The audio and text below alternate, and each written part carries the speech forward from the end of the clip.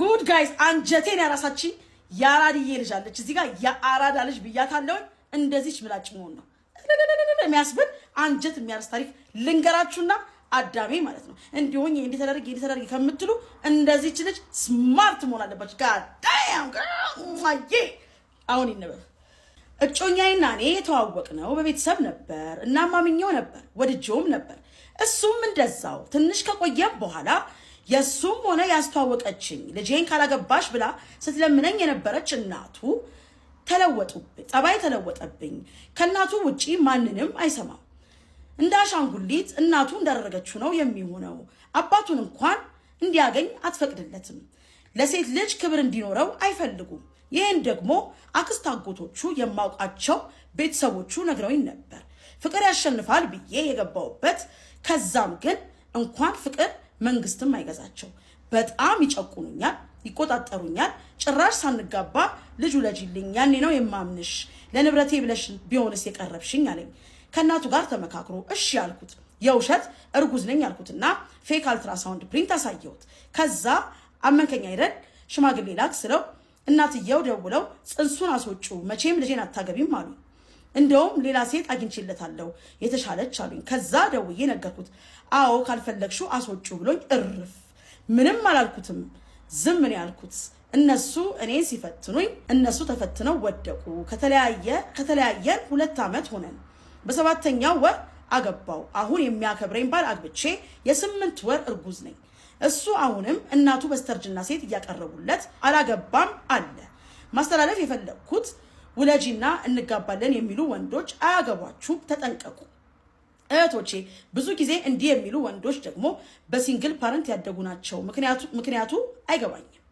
አደራ ፍኖትዬ አስተላልፊልኝ ብዙ እህቶቼ ሳይፈልጉ ሲንግል ማም እየሆኑ ነው ጥሩ ህይወት እንኖራለን ብለው ከጋብቻ በፊት አርግዘው ሲካዱ እርጉዝ ሆነው ራሳቸውን እያጠፉ ነው ወላጅ እያለቀሰ ነው በክፉ ወንዶች ምክንያት አባት ጠል ትውልድ እያፈራን ነው እኔስ እግዚአብሔር ረድቶኝ አምልጫለሁ ያራዳ ልጅ ይግደለኝ ጋይስ god damn pretty girl ይው ህይወቷን ያርጋ ሳምራ ቁጭ አረጋች እናትና ልጅ የቤት ዘመዱ ይታያል ጉድ ሰርተዋት ነበር እናትየውስ እንደው በስተርጅና እሳቸው ሴት አይደሉም እንዴ እሳቸውስ ባላቸው በምን ምክንያት ፈቱት እኔ እናት ዲስሪስፔክት ለማድረግ እና ደረጃ ለመድረስ ፈልጌ ሳይሆን እሳቸው ባላቸው በምክንያት ፈቱ እና ወንድ ልጃቸው ለሴት ልጅ ክብር እንዲኖር ያልፈለጉበት ምክንያት ምንድነው እሳቸው ከባላቸው ጋር በነበሩበት ጊዜ ወይንም ከባላቸው ጋር በወጣትነት ዘመናቸው እንዲከበሩ አልፈለጉም ነበር this is unexpected በጣም የሚያሳፍር እንደዚህ አይነት እናቶች ካላችሁ ከእንደዚህ አይነት ነገር ተቆጠቡ ሴት ልጅ እንድትበደል አርግዛ አስወጪው ገለውሻል አንቺ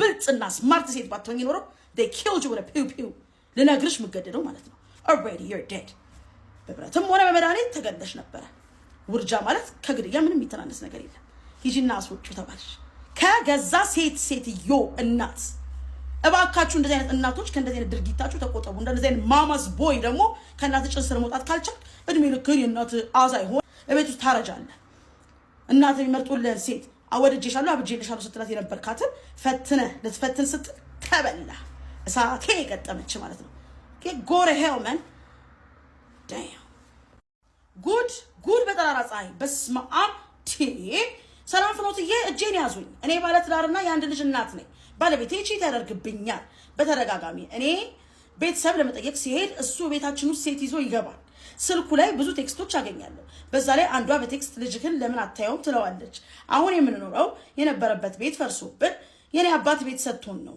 ይቅርታ ብሎኝ ሁሉን ትቼ እየኖርኩ ነበር አሁን ደግሞ ከአንዷ ጋር ሲሳሳ ፎቶ ስልኩ ላይ አገኘው አሁን በጣም ጠላሁት ከህይወቴ አልወጣ አለኝ ምን ላድርግ እኔ አፋውጥቼ ሂድ እንዳልለው የቤተሰባ ቤት ስለሆነ እንዳልባል ፈራው ፊንዬ እጄን ያዙኝ ዊ በጣም አንጀት የሚያቃጥል ባለጌ ሴሰኛ ወራዳ ባል ነው ያለሽ የሰፈር ሰውም ሆነ ዘመድ አዝማድ የቤተሰባ ቤት ስለሆነ ብሎ ቢልሽ አዎ ይጨብጨብልሽ ኦፍ ኮርስ ብረት መዝጊያ የሆነ ቤተሰብ አለሽ ጀግና የሆነ ቤተሰብ አባት አለሽ በካልቾ ብለሽ ነው እንጂ ይሄን ባለጌ ቦምቦክላት ማስወጣት ሲጀመር ሰው ፈራሽ እንዴ ስለምወደው ፍቅሩ ከውስጥሽ አልወጣ ብሎኝ ቂጤስ ኪንቀጠቀጥ ስለማብድለት እንዴት ብዬለት አንደኛ አማርኛ ስለሆነ ለሱ በረዶ ያዥበትልሽ ነበር I'm not joking የኔ እናት ህይወት አይደገምም ህይወት ሳልቫጅ ይሄ ምንድነው የህይወት ደብላለው እንዴ life is only once you just have to live it አልገባኝም ልጅሽን አትሳድጊም እንዴ?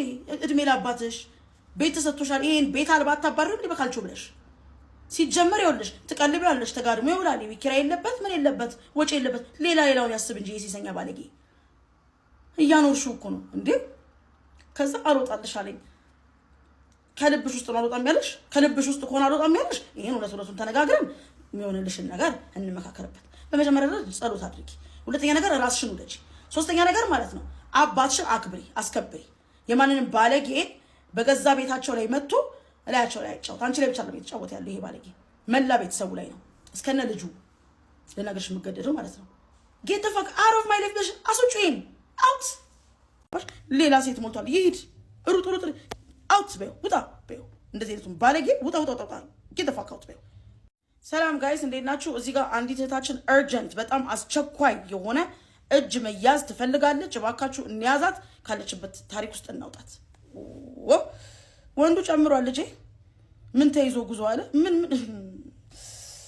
ሰላም ፍኖትዬ እንዴት ነሽ? በጣም ስለጨነቀኝ ነው የሆነ ነገር በይኝ። ግቢ የፍሬሽማን ተማሪ ነኝ። ፍቅረኛዬን የተዋወቅኩት የዛሬ ዓመት ዩኒቨርሲቲ ለሪሜዲያል ተመድቤ በመጣሁበት ሰዓት ነበር። ትንሽ የሚባል ጊዜ ስልክ ካወራን በኋላ ፍቅር ጀመርን። ልጁ ተመድቤ የሄድኩበት ሀገር ልጅ ነው። ፍቅር በጀመርን ከአንድ ሳምንት በኋላ ለስራ ወደ ሸገር ሄደ። እኔም የሸገር ልጅ ስለነበርኩኝ ለረፍት ስሄድ እንደማገኘው ስላወቅኩ ብዙም አልደበረኝም። ሸገር ከተመለስኩ በኋላ ስራ ቦታ እየመጣ ያወራኝ ነበር። ብቻ አሪፍ ጊዜ ነበረን። የሆነ ሰዓት በጣም መጠራጠር ምናምን አላስፈላጊ ጠባዮች ማሳየት ሲጀምር ለኔ ያለው ፍቅር ያለቀ ያክል ተሰማኝ። የሆነ ሰዓት ከመሬት ተነስቶ ስልኬን መፈተሽ ምናምን አመጣ። ከዛ ቆይ እስከ መቼ ብዬ አላሳየህም አልኩት። በዛ ምክንያት ተለያየን።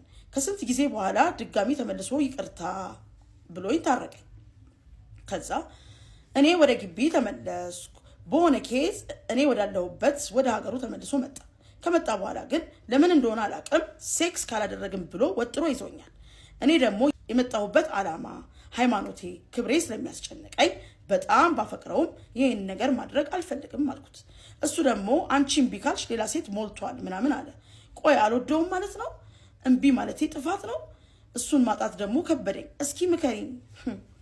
የኔ እናት ሲጀመር ማለት ነው ስልክ በበርበር ምናምን ቶክሲክ ሪሌሽንሽፕ ገባሽ? ገና እዚህ እዛ እያለ ማለት ቶክሲክ ሪሌሽንሽፕ ላይ ነው ያለሽው። እጄን ያዙኝ ብለሽ እስከመጣሽ ድረስ እርጀንት እስከሆነ ድረስ አምልጪ ነው ማለት የምችለው እኔ። ሲጀመር ይሄ አይጠቅምም። ሌባና ልጇን አታምኑ ነው የሚባለው። ገብቶሻል አይደል? የምልሽ አንቺ ዓላማ ያለሽ ልጅ ነሽ።